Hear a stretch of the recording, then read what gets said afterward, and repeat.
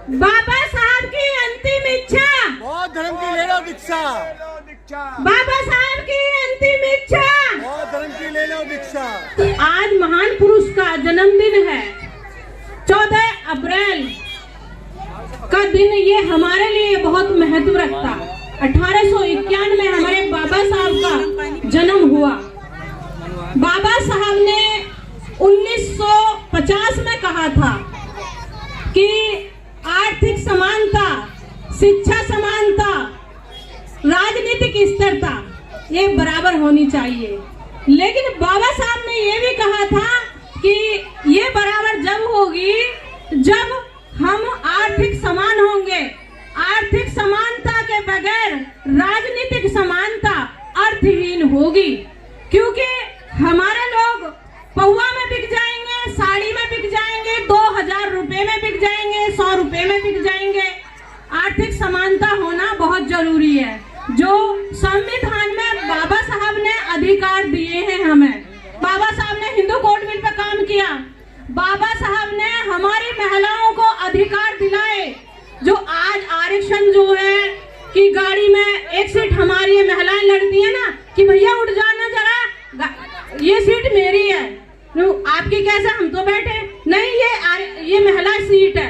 तो मेरी बहनों, ये महिला सीट इसलिए है कि बाबा साहब ने कानून मंत्री पद से इस्तीफा दिया था बाबा साहब ने। तो हमारी महिला खाती बाबा साहब का है, पहनती बाबा साहब का है, और जो मुंह में जवान है ना ये भी बाबा साहब की वजह से। लेकिन गाती मनोवाद का है। गाती किसका है? मनोवाद का। पूरी साल 14 अप्रैल को तो एक दो सर दिखाई दे जाते हैं, यहाँ तो बहुत सारे हैं, लेकिन मैं काफी जगह गई, हमारी ससुराल में भी नहीं रहते इतने। लेकिन बाबा साहब को ये नहीं मानती, जिनकी वजह से आज ये मान सम्मान से जी रही हैं। आज तलवारें लहर रही हैं। तलवारें क्यों लहर रही हैं?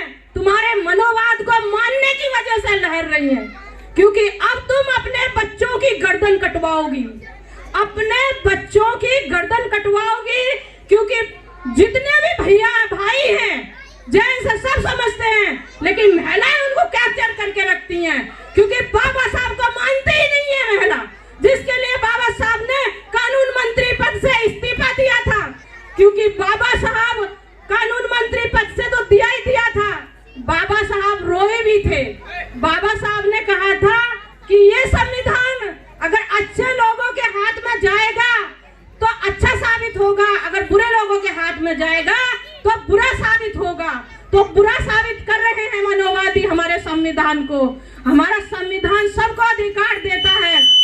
कभी गुर्जर समाज की महिलाओं को मुजरे वाली बताते हैं, तो कभी जट महिलाओं को मुजरे वाली बताते हैं, जो तलवार लहराते हैं, जो राजाओं के नौकर रहते थे, आज वो कह रहे हैं हम राजा हैं। वो कहां से राजा हैं? अरे वो तो नौकर थे, वो तो वजीर वगैरह थे, नौकर थे वहां के, और वो कहते हैं हमने इतनी रियासतें दी, हमने उतनी रियासतें दी। अरे तुम एक को मारते थे, जब तुम मारते थे एक को मार के दूसरे का छीन लेते थे। भाई जिसका मारेंगे और दूसरे का छीनेंगे उसे तो चोर कहते हैं। हम उसे चोर कहते हैं, राजा नहीं कहते।